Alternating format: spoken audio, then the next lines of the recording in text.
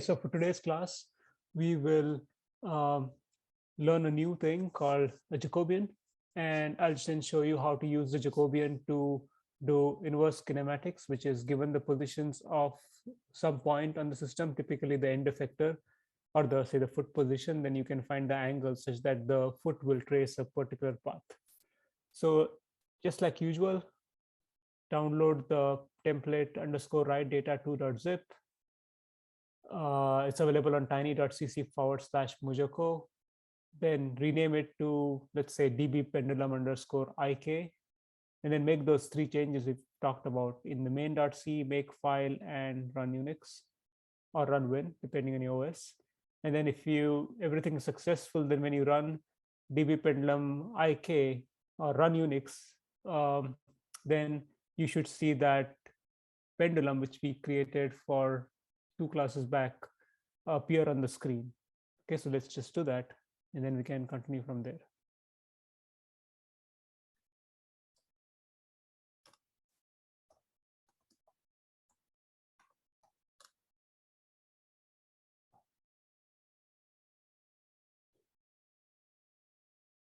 Okay, so make changes in main.c.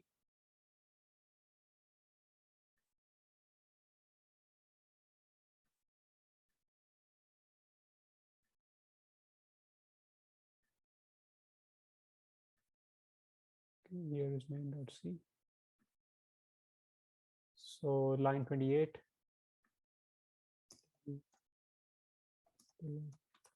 Underscore ik. Then open makefile. Change the appropriate flags for your operating system, and then change the root to db pendulum ik. And then the last change is in the run Unix or the run Win file.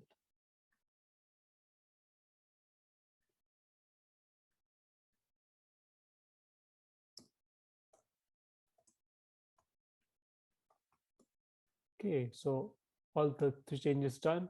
Let's go to the shell, navigate to this folder, the cd db pendulum ik, and then run Unix. Okay, so if everything worked fine, you should see the double pendulum. Of course, it has interpenetrated, but we really don't care about that in this class because we'll not really do any collisions. Okay, so now I'm going to start editing the pendulum file in order to do what I want it to do, which is I essentially want to track the end effector, which is the edge of the or the end of the second link.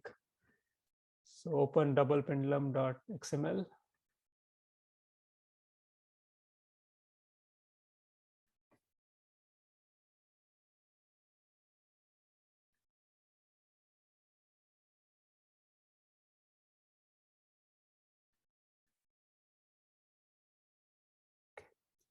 Okay, and so here what I'm going to do is I'm going to control both the links using a position velocity servo. So I'm going to uncomment the actuators.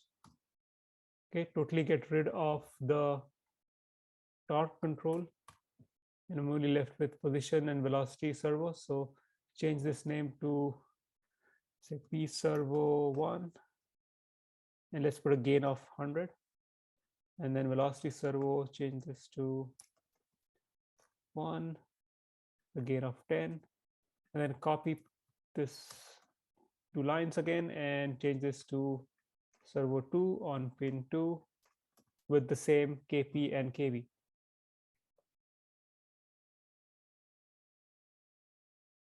Okay, that's one change. The other change is I want to not keep the pendulum in the vertically downward position, but I want to keep it horizontally.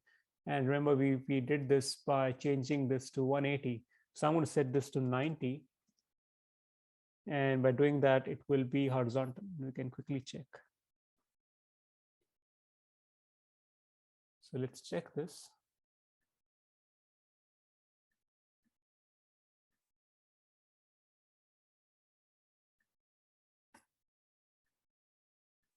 Okay, run the file.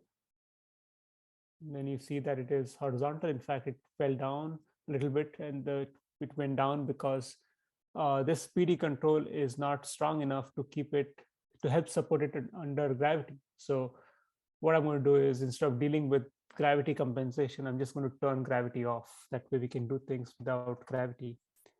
And this makes PD control easier. Our focus is not on PD control, but it's more on trajectories this time. So we can just shut it off. So gravity turned off. Now it should just be horizontal. All looks good. Okay, so now what I'm going to try to do is try to find the position of the end effector at the tip of the second link. And MuJoCo provides a means to do that through what is known as site. So if I open the XML reference, there is an option called site. Maybe it's buried in something else. Let's see where it is. Site, just site. So site is buried within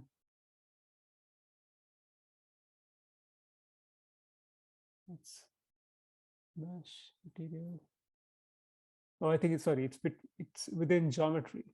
Okay, so you can define a site within geometry, and that site option has, well, you need to tell it where exactly you want to put the position, and I'm going to use the position tag to put it right at the tip.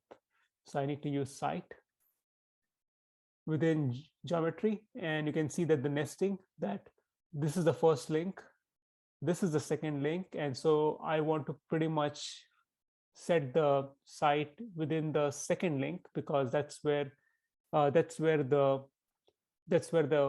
position is going to be. It's on the second link, and it will move as the second link moves. So let's do that. Site, and then points. Okay, now we can define the position equals. Okay, let's put 0, 0, 0 and see what happens. I think we're better off giving it a name. Let's call that end vector. And now if I run this program, nothing interesting will happen, because the site is there, but you can't really see it in the visualization. So what I'm going to do is I'm going to use a marker to show it. So I'm going to inside there's an option to choose size, and this basically puts sort of a dot or a sphere at the position indicated by the site. So I'm going to put size equals some radius. Let's see what this does. Run. Okay, so you saw that the gray dot, which is the site, is created right at the middle. Okay, so I need to move the site to the end of that, and so I know beforehand that the length of the blue rod is 1 meter, and so I need to move it. In this case, the distances are measured from the center, so I need to move it by 0.5 meters. So if I do that, then you see it's the right place. Now to confirm that this actually moves with the system, you can actually change the angle. So let's just change this to 0 and see what that does. So 0 means it is going to be vertically upright. Okay, and you can see that the site is now still on the blue.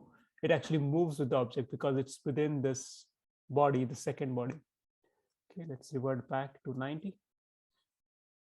Okay, so that's how we got site. Now, what we want to be doing for inverse kinematics is we want to be able to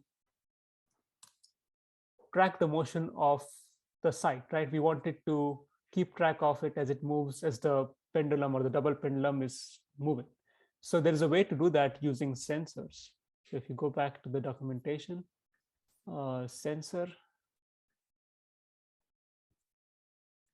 So what you can do is, since we're interested in the position of that, we can try to search for an option which tells us to gives us the position of what we placed.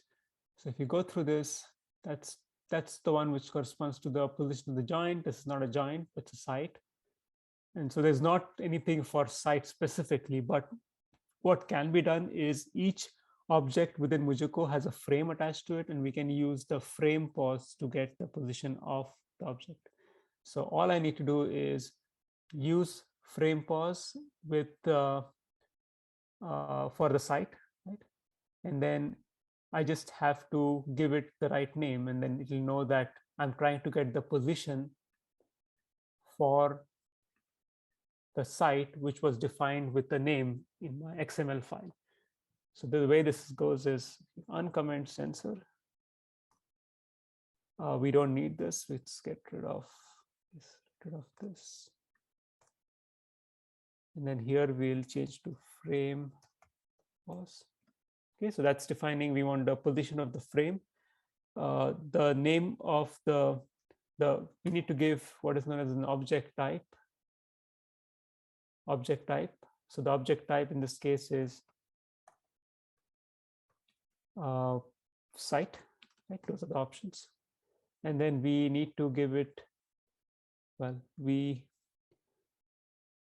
have to give it a name.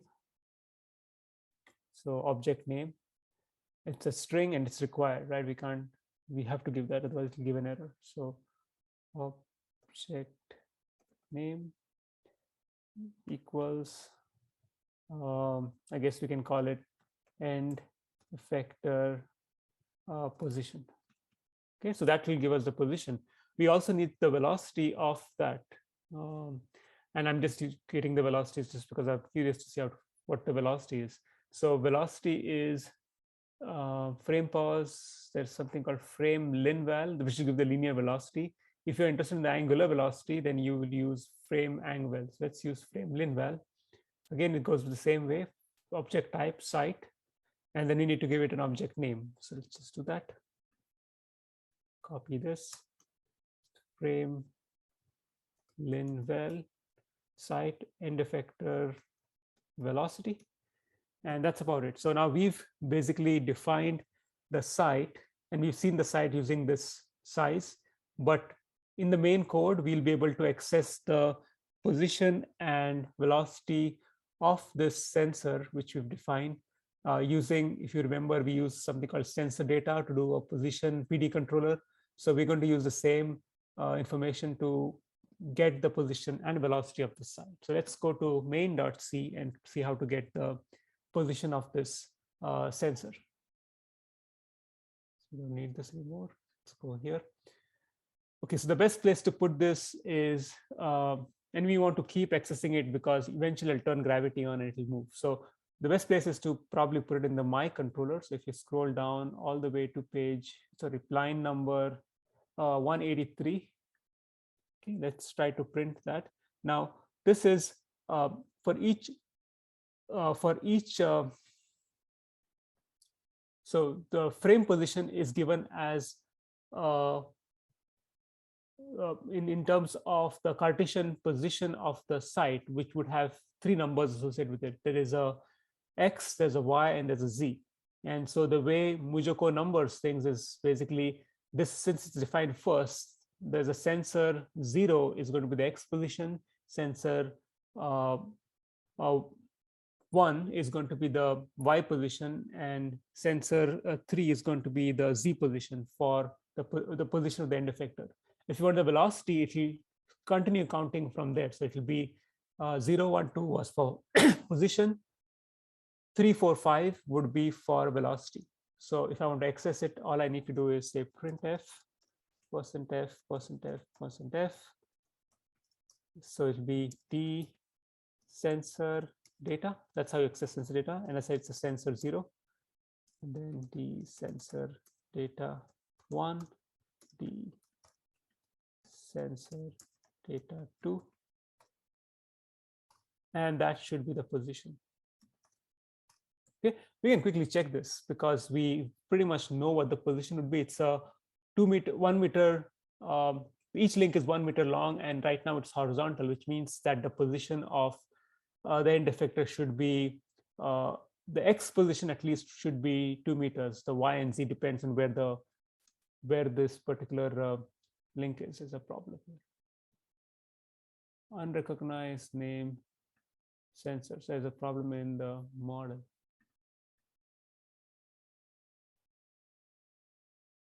It's line, oh, it's giving me line number. Name of sensorized object in sensor.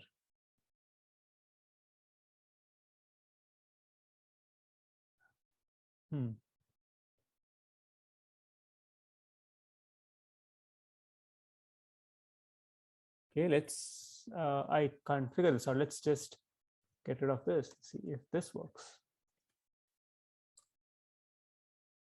No, there's an error here. Let's comment this. Comment this, see if this works. Okay, that works. So it's somewhere one of these two.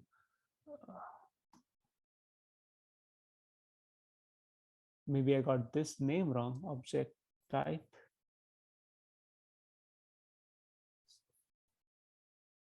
Site. Oh, I see the problem is. There is no object name called end-effector position. You need to tell what this site. So you could have many sites and each site has a name. So this is not a new name for the position, but it should be essentially this, so that it knows that that is the site to be accessed has the name end-effector. So my bad on that. I misinterpreted that from the documentation. This should definitely work. Okay, now let's run this. Okay, so now you can see the position, X position is 1.5. Let me run this for a longer time. So if you go to main.c, just change this to 50, keep running. Okay, so the position of the end effector is X is 1.5, Y is 0.1, Z is 1.25, the height is 1.25, it's 0.1, 0.1 because I moved it by an offset of 0.1. Okay, why is it 1.5? I believe that this is sitting at minus 0.5. When I did this rotation, remember it was vertically in 0 position, I actually rotated the center and not the end. So the center is at 0, center of the green geometry is at 0. So this one is minus 0.5. So this is 0.5. And so it's 1 meter long. So it's that 1.5 makes sense. Okay, so stop this, set is fine. I can also get the velocity. So let's get the velocity. So go back to my controller. Copy this, paste velocity. Okay, and let's say I don't want a position. So as I said, 0, 1, 2 is the position, 3, 4, 5 is the velocity. And now it should show pretty much 0 because it's not moving. Okay, so now let's see if we can, if this really is meaningful by just changing gravity to, just change it to -1 so it moves slowly. So change gravity, and I think it will not move because we have set the Kp and Kv gain. So let's just set them to 0. So now it is free to move. Okay, so the pendulum is moving, and you can see the coordinates, the velocity is changing as it moves. Okay, so we got that. Okay, we put that, you know what, let it be as it is. Now let's go to the next part. Let's go to the Jacobian, because I'll show you how to compute the velocity in another way using the Jacobian. So what is the Jacobian? Well, if you have a function f, which consists of many other functions, so f has f1 q, f2 q, f3 q, where q is the independent variable like angles, and f is could be the position of the end effector, so x position, y position, z position, and q is the degrees of freedom, so theta 1, theta 2, theta 3. Then the Jacobian is defined as partial derivative of f with respect to q, the degrees of freedom. And remember that f is multidimensional. It has size of m by 1. So it's basically either row or column of m, either m rows and m columns, either way you like to represent it. Similarly, n is the size of q, So there are n degrees of freedom. For a double pendulum, there are 2 degrees of freedom. So to find the Jacobian, what you need to do is you need to take df dq, and this matrix is going to be m cross n. Okay. Uh, there is a utility within MuJoCo to give you the Jacobian. I'll show that to you in a bit. Okay. When you find the Jacobian, you want to find the Jacobian of a particular point. And so in this case, since we're interested in the end effector, we'll find the Jacobian of the end effector. By that I mean, if you're given if f is the position of the end effector, the x, y, z position, then you can find the partial derivative of the position with respect to the two angles, theta1 and theta2, to get this Jacobian. So this Jacobian for a double pendulum, to find the end effector, we would have, well, m would be 3 because there are 3 positions, n would be 2 because 2 degrees of freedom, and so j would be 3 cross 2. Okay, 3 cross 2. Okay, now this is the example we've been doing. Q is the end effector. You can write the position of the end effectors rq equals f of q, where if it's in 2 dimensions, it's only going to be 2 variables, the x and the, if y is the upward axis, then the x and y position.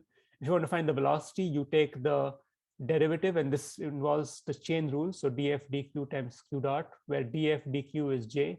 And so you can see that the velocity of q, which is the end effector, is nothing but the Jacobian of q times q dot, which is the velocity of link 1 and velocity of link 2. So theta 1 dot and theta 2 dot. So my goal is now to check if this formula is valid. So I will compute vq using j times q dot, and I'll compare it with what velocity we got using sight. Okay, so that's the goal. So in order to do that, first I would need to compute j, and second step would be to multiply j with q dot, and then I'll get vq, and then I'll compare that with sight. So let's do that. Okay, so let's look at in this case, we need to look at the documentation for API. There should be so there's something called MuJoCo. So MuJoCo is the function which computes the end effector Jacobian. Okay, and the inputs to it is m, model, d is data, Jac p. So Jac p is the degree, the Jacobian corresponding to translation. So if you have x, y, z coordinates, then it will give you the Jacobian of those coordinates with respect to degrees of freedom. So it will be, if your degrees of freedom are n, then this matrix will be 3 cross n.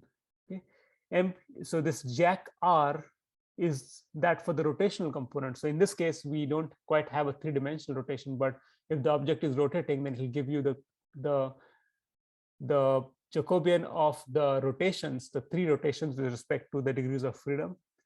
Then we need to specify which point it is. So in this case, it's going to be that location of the site. So we need to give that, and the documentation really doesn't give this information, but this should be the global coordinate of the position. So global coordinates, XYZ coordinates of the end effector. And then we also need to tell it which body does this lie on. Is it on the first link, second link, or somewhere else? Okay, so this information will help us to get the Jacobian. Let's copy it. Okay, and then we'll compute it right here at every instant of time.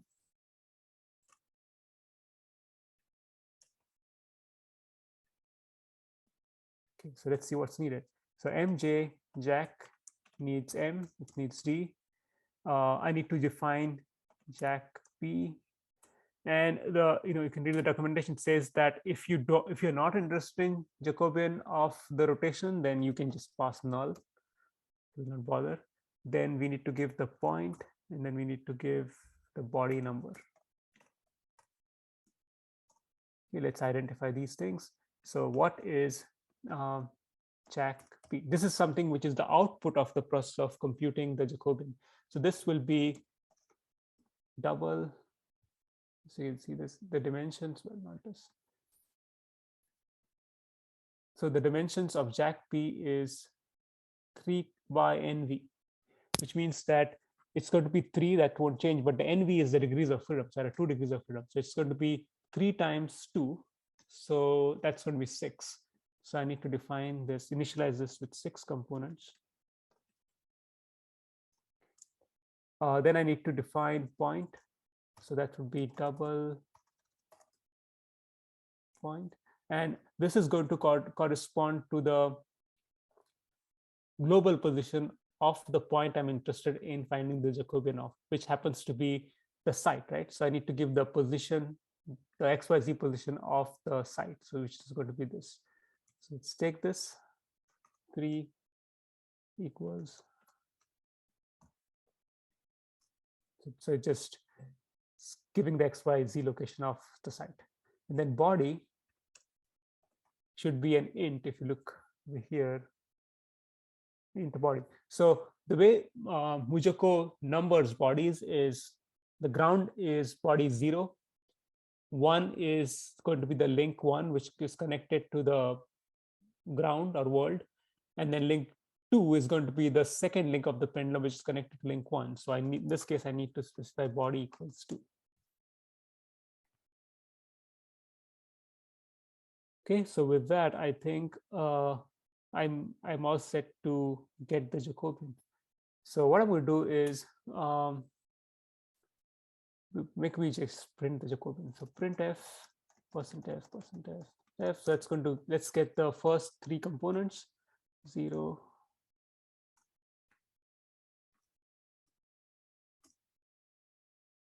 So it's going to be 3 cross 2. So it's so 3 rows and 2 columns. So I need to write 1.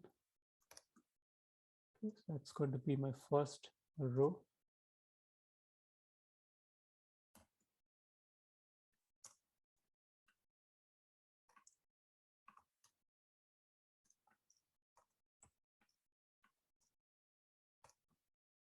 Okay, then I just copy this 3 times.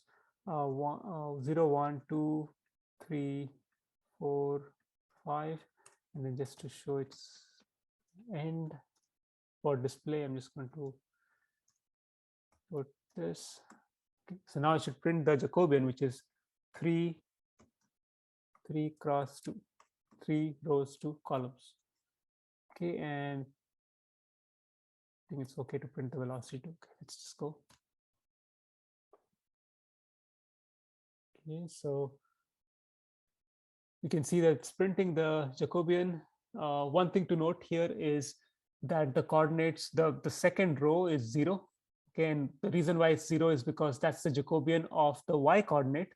And you know that the y coordinate is not really changing, right? This pendulum is moving in the xz plane. So the y coordinate is not going to change. So there is no velocity in the y plane, and there is in the y direction, and there's no Jacobian. So really, we really are looking at a 2D problem. So we are not really interested in element 2 and element 3. So let's just make a new Jacob. We'll just save this as double J4, and it'll only save the components we're interested in, which are these 2. And then the last 2. Okay, so now this is the Jacobian I'll be using for calculations for the velocity. I really don't need the second and third component. So let's comment this. Okay, so I've got the component. Let me see what I need to do next. So I know the Jacobian now. I have to get qdot. So that's qdot is the velocity of the 2 degrees of freedom, and that is going to be, let's call it double qdot. That will be 2 components. And we've done this before. If q pos is the position, q vel is the velocity. So do q vel 0. This is the velocity of the joint velocity of the first link, and d q vel 1. This is the second velocity. That's the velocity of joint 2 on link 2.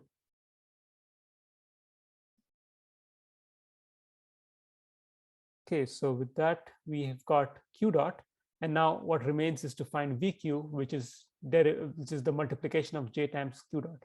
So I had used this utility within MuJoCo to multiply a matrix against the vector, and I'm just going to reuse that. So it's called MJU mul mat vec. Okay, the inputs to this are the output first. So the output is x dot. Okay, and always initialize to 0. It's good practice. So here x dot equals J times Q dot. Okay, so in order to give this to mult mat to vac, what you need to do is specify x dot first, then specify the Jacobian, then specify Q dot, and then we need to tell something about the size of Jacobian. It's 2, 2. So J is 2 rows, 2 columns, and Q dot has 2 rows, 1 column. Okay, so this only is the size of J. It's 2 by 2.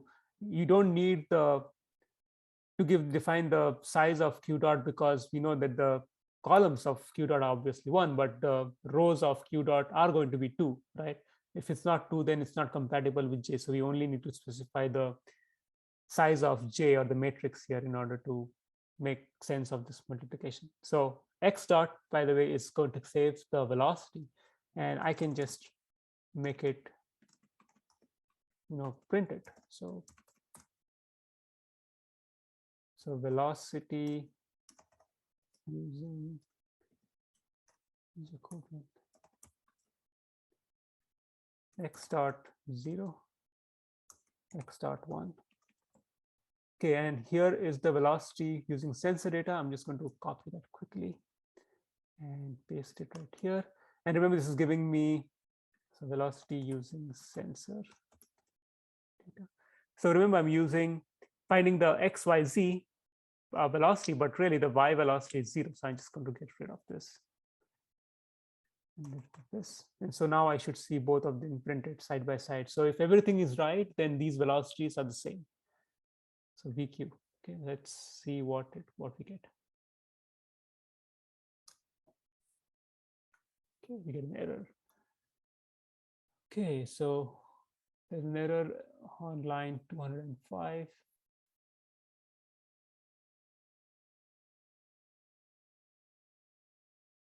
You put double instead of printf. Oh, good catch. Yeah.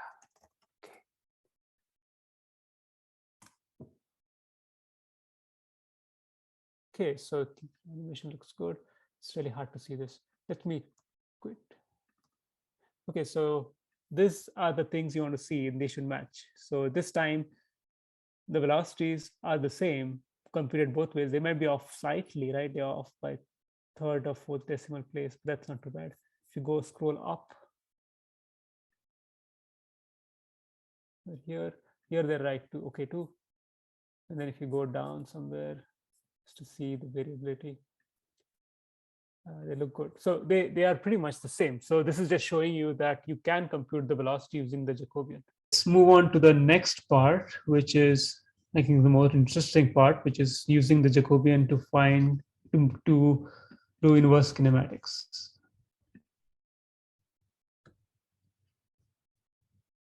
Okay, so here's a little bit of manipulation on the equation. So we wrote VQ equals J times Q dot, but you can write VQ as the rate of change of position with respect to time, and Q dot as rate of change of Q with respect to time.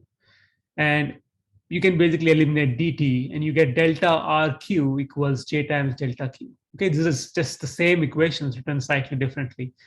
What this equation, the third equation, is saying is that if there is a change in dq, that is the angles, then it is telling you how much the end effector position will change. Okay. In case of inverse kinematics, we're interested in the reverse question, which is we can invert this j. So I took the inverse, and then I have dq equals j inverse delta rq. So if we specify a delta rq, that is change in the position of the end effector, then using j inverse, we can compute what is the change in q. Okay. So this is kind of neat because now it tells us if the end effector is moving in a straight line, then how should I change the angle so that the end effector will move in the fashion I want it to change. Okay, so the key behind doing inverse kinematics is to use this compute j iteratively at every timestamp. Find where you want to go. So if you are going on a straight line, you know the coordinates of the position. The next time step, you say if you're going up and down, then the x is constant, but the y is going to change by delta t at the next time step. So you know delta rq.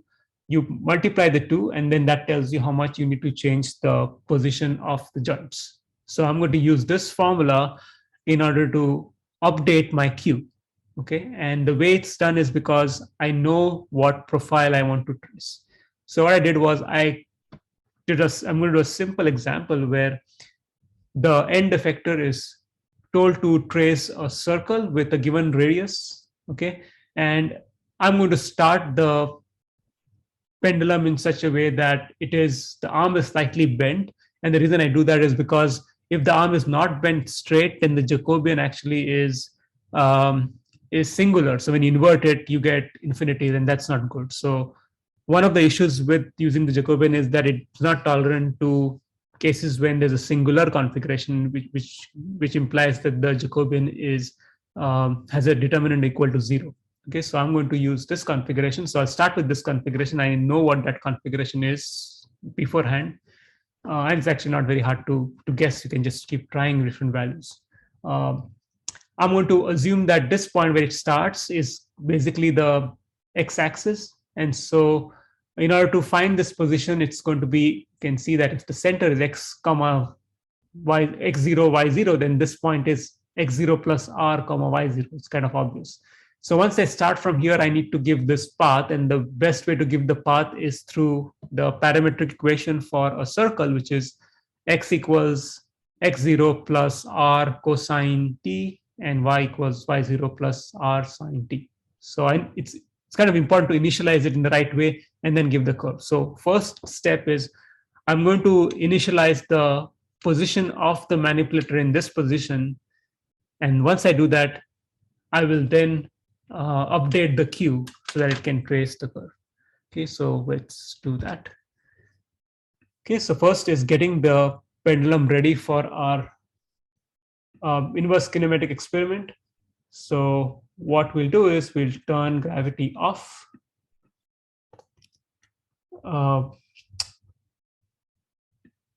We can increase the gains now. Problem. I think that's all we need to do here. Let's set the initial position of the pendulum to correspond to the one I showed you.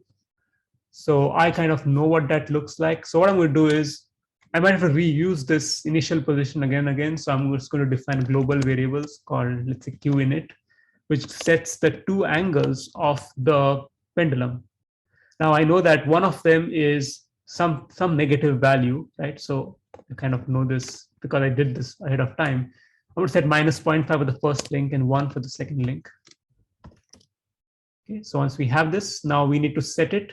That is to start the simulation with these angles. So once you got this, go to main function and use dqpose to set the initial positions.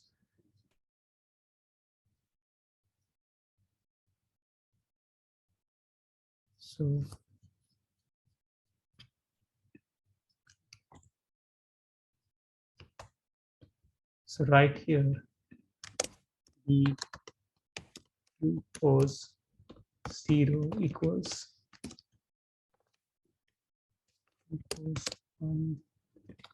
this one would be q init 0, q init 1. Okay, and I think if I run this now, it should be in the position I think it should rest in. Okay, so the reason why it's not working is because the set point is set to 0, so it doesn't work because of this. It should be 0. 0 C. Okay, that looks right. But I want to set the gains on. I don't want to keep the gains off. So I'm going to revert back. And instead of, just because I want it to be in this position forever, in this case, I'm just going to set these values by using my control, right? If I set the control variable to these values for the position servo, then they should stick with that. So I go to my controller, maybe here, and then set these to CTRL. Okay, now I need to choose which of those actuators are they. So if you go to double pendulum, you'll see that this is the 0th actuator, first actuator, second actuator, and third actuator. So I need to set the 0th actuator to the first value, and then the second actuator to the second giant angle. So this should be 2. And now gains are on, controller is set, it should be in that position and just stay there forever. Okay, that looks good. Okay, now I'm going to come to this part where I need to initialize the position of the manipulator right here. Okay, so what I'll do for that is there's a place where I do it. It's the init controller. That's where all the initialization should stay. So in this position, I want the manipulator to be at the edge. So I need to find the coordinates of this point, because unless I find the coordinates of this point, I cannot find the center of the circle for a given r. So I'm going to find the coordinates of this point.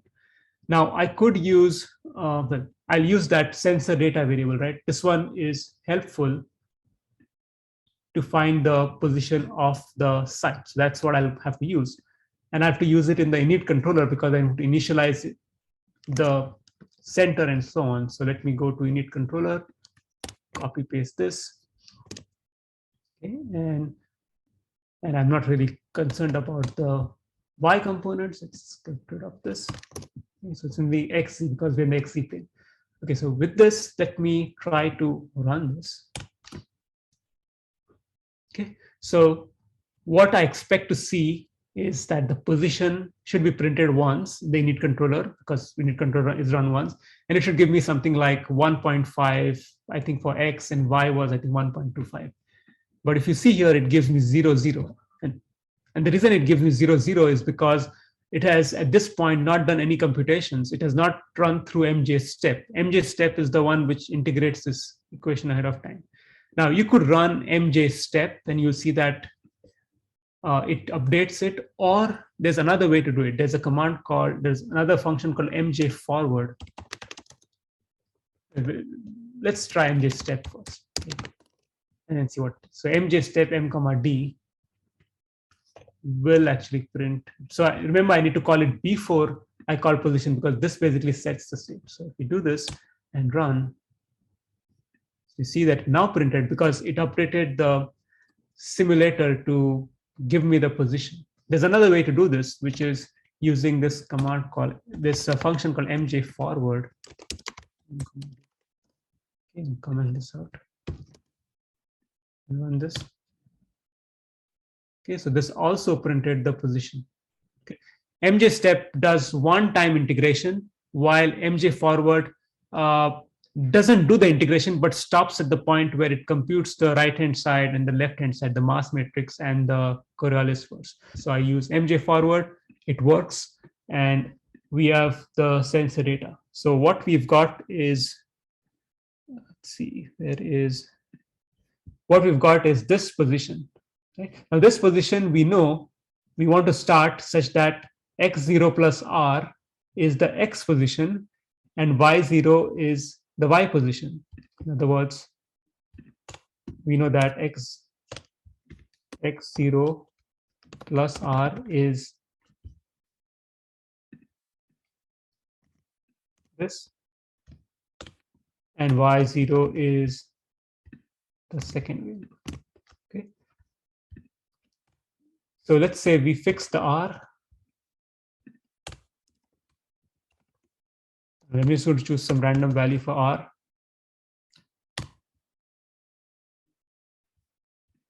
So once I fix R and once we know the initial position, these two pieces of information are enough to find what that x0, y0 is. So I need to solve for x0, y0 from this equation. So if you see, observe this, x0 is nothing but t sensor data minus R,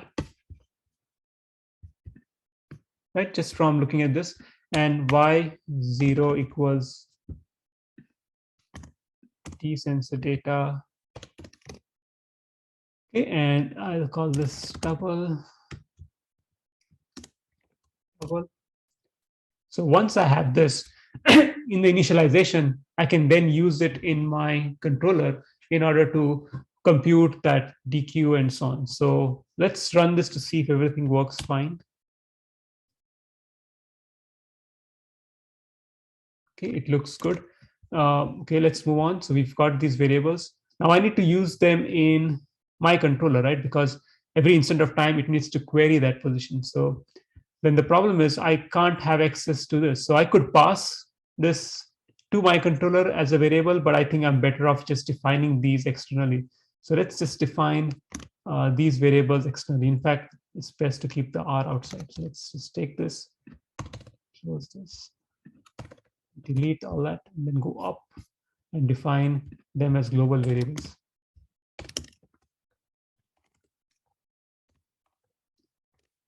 And I can use, let me just try to run this.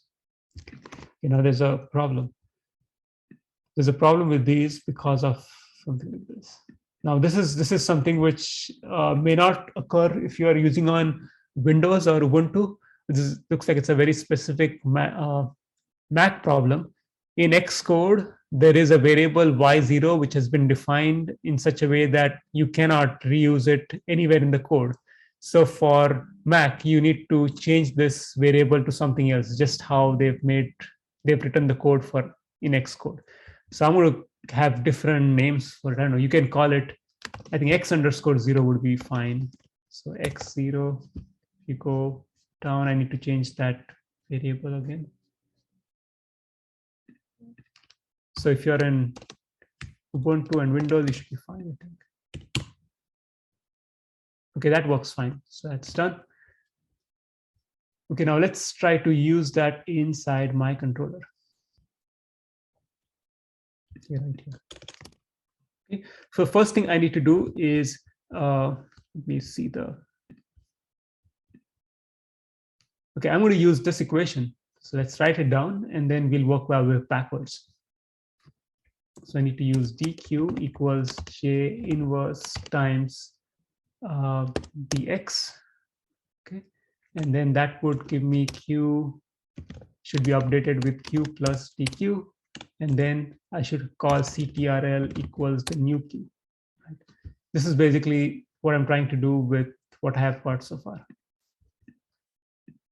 Okay, so let's start computing a few things. So we want to compute J inverse. So J inverse. So you could use a separate library which computes inverse. And I think this is what I would recommend. I'm not trying to go for a library right now. What I'll do is I know the formula for J inverse for a simple 2x2 system, and so I'm going to use the formula. But for a 3-dimension, 4-dimension J, you just cannot have the formula. So the formula is basically this: J inverse is, first you need to find the determinant of J, and I've written down J here. The determinant of J is J0 times J3 minus J1 times J2. And then you need to find, say, double, this should be double J, say, temp equals. Okay, so there's this thing which is using adjoint and cofactors, if you remember, which is what I'm going to use to find the J inverse. So it's something like this: J3 minus J1 minus J2 J0. And then when I want to find J inverse, which is 4, it's essentially what's the formula? Okay, so I need to run a loop for I equals 0, I less than 4i plus plus J inverse I equals J 10 I divided by determinant J. So I only need to divide it by the determinant, that's all. And then I is not defined, so I need to define it as int I. So I think this will give me the right J inverse. And what I always recommend is just print it out, throw it in MATLAB, see if the J inverse is the J inverse you get when you take this J in MATLAB and take the inverse using MATLAB functions. Okay, but I've checked this. So let me just send this to you by the file.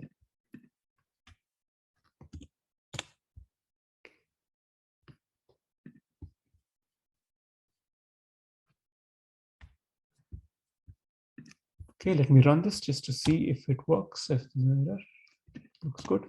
Stop.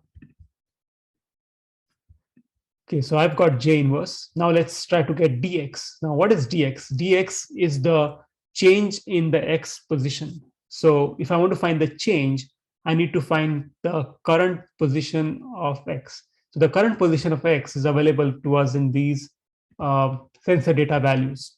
So the only thing I need is to tell it is where do I want the end effector to go. So for that, what I'll do is I'll define x and y, and I'll compute x and y based on the equation of the circle. So x0 plus r times cosine of, I need to define time. So time. So that's the x coordinate. Y equals y0 plus r times sine d. So given that I've initialized this properly, then this should have no problem, because at time t equals 0, we'll have x equals x0 plus r, which is exactly what I initialized it to in my init controller, and y equals y0 plus 0, right? This whole thing is going to be 0. So this, I think, will work out, right, because of the initialization. Okay, so I need to find now double dx. If you like, you can call it, it's just dx, and dx is confusing, so I'm going to call it dr. Should be, or it'll be the x coordinate where I wanted to go minus the current position of the end effector, which is sensor data, and that's the 0th component. And then I need x minus d sensor data. So now I want the z component, because the z component is the y component in this case, right? So 2. So I got dr. And then I need to find dq, I need to multiply J inverse with dr, and this is where I can reuse this code. So let's call it double dq is my output. It should be 2 numbers. Okay. Now dq is the output, J inverse is the first input, dr is my second, the vector, which J inverse multiplies it, and 2 is same. Okay, so let's just, as a sanity check, just print q, dq 0, dq 1, see what we get. Oh, I think okay, this should be J inverse. Maybe what is dq? Okay, it's missed comma. Maybe that's it.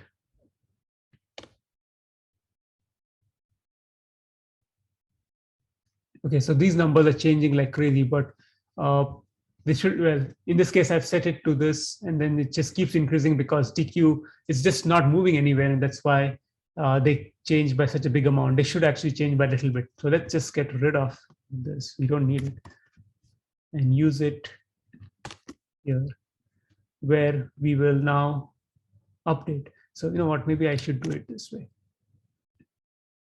This does that. And then I need to update Q.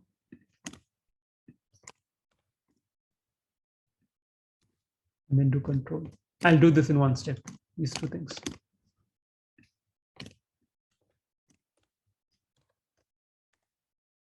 So this piece is together, and then this piece is this update. So what I'm going to do is I'm going to take the current Q pose and then update it with my new Q value which I found, DQ. So Q plus DQ is happening here. And then I'm just sending it to control. Okay, so that will be D pose 0 plus, sorry, 1 plus DQ. Okay, see what happens.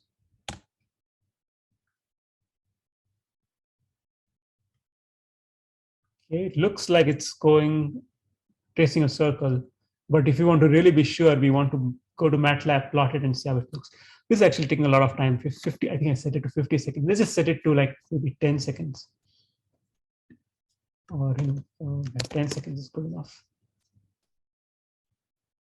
Okay, set it to 10 seconds, and let's just go to my controller. Okay, I was going to save data. So what we want to save is just the end effector position, right? If you want to see trail is going in a circle, we only want to save this data. So let's just save that data. So this happens in save data, which is, okay, and then need to initialize. Okay, right here. So I need to save fprintf. So let's say the X position, Y position. Then when I save it, I'm going to save fprintf. Printf. Okay, I should have a comma here. F %f. And then this should be d sensor data 0 and d sensor data 2 for the Z component. Okay, I think if this all looks right, then it should save the data to a file. Here on the left side, you're seeing the change in Q. I should print the time so that you can see the time progresses. So everything worked out fine and you have saved the data, then you can open the data.csv file. What I get in the CSV file, there are 3 columns corresponding to T, X, and Y. And now let's just plot it.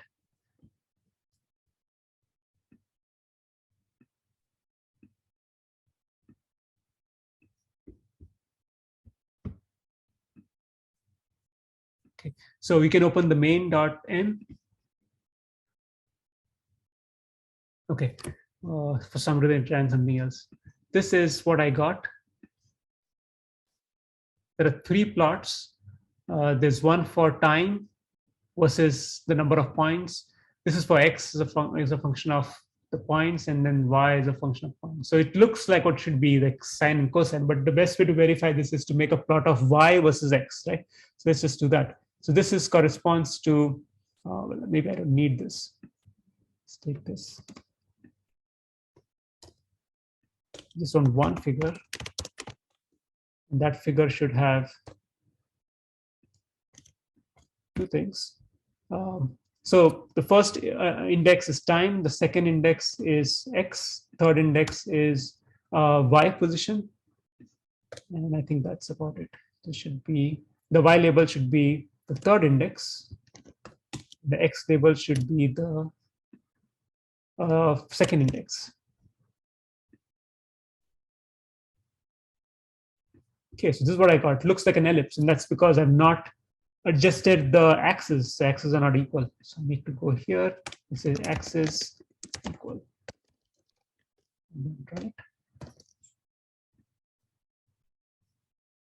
Okay, now if you look at it, it looks like it starts off a little poorly, but then it basically does a nice circle. you can actually, now that you've developed this code to draw a circle, you can move the position of the circle and the radius. It should work. Let's try it out. So let's go to the code, and we've defined all the things of interest right here, so we don't have to really go anywhere else. So this is how I started it, and then this was the radius. I'm just going to change this to 1.25, and then change this to 0.5. Okay, now remember that you can't make the radius too big, because then it will be out of the reachable space of the manipulator. So I'm hoping this will work, but if it doesn't work, it might be because it's out of the reachable space of the manipulator. Let's run this.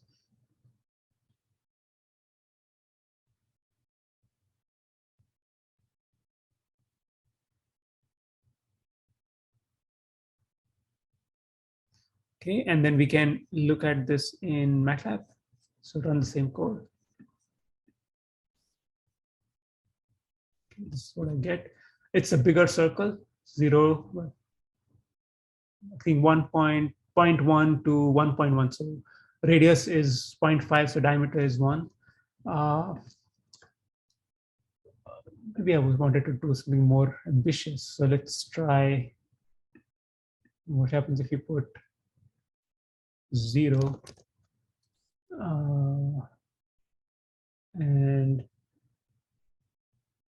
and then you can also control the speed. So let me see how to do that. So if you go all the way to the where you found the X and Y position in my controller,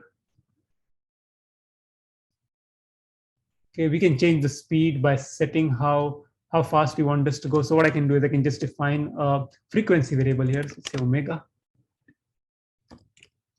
And this omega right now obviously is 1, so we can make it 0.5 to make it slower. So let's just set that here.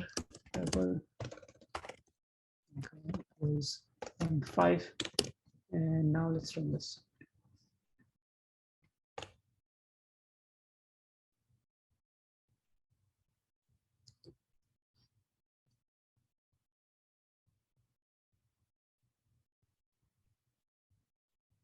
I think it did not complete the full circle because of the time.